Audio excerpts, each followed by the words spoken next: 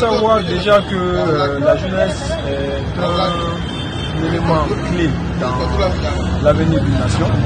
Donc, le message que je lancerai à la jeunesse est de bien vouloir ne pas se laisser aller par, on va dire, des tentations, tout ce qui est lié à l'argent, de plus se fier à l'avenir du pays.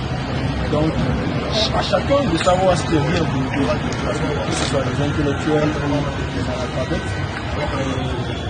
Maintenant que les élections approchent, on va dire le 26 décembre, de laisser libre à chacun de s'exprimer, que chacun aille, ceux qui sont bien évidemment recensés, que chacun aille et donner leur point de vue dans les urnes.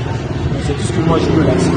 Donc après, que les avis soient différents ou pas, ne pas surtout se baser sur les différences d'avis. Parce qu'après, c'est ça la démocratie aussi. La démocratie, c'est qu'il y ait des avis différents, mais que l'on respecte les avis de tout un chacun.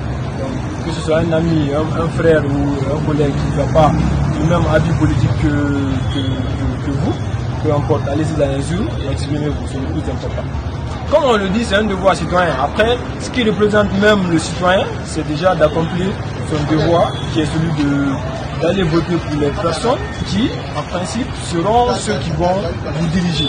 Après, ne pas donner son avis sur les personnes qui vont vous diriger, c'est tout à fait manquer à un devoir essentiel de citoyenneté. D'avoir une idée positive, de se dire que nous avons de meilleurs lendemains devant nous, et surtout d'accepter les avis des uns et des autres, peu importe l'issue des élections. Parce qu'après, si nous avons opté pour la démocratie, nous pensons que c'est le meilleur, on va dire, le meilleur système pour qu'on puisse se développer. Donc, je demanderai à tout un chacun d'aller paisiblement dans les urnes, voter et espérer que le bon Dieu nous donne, on va dire, la personne apte à pouvoir faire avancer notre pays.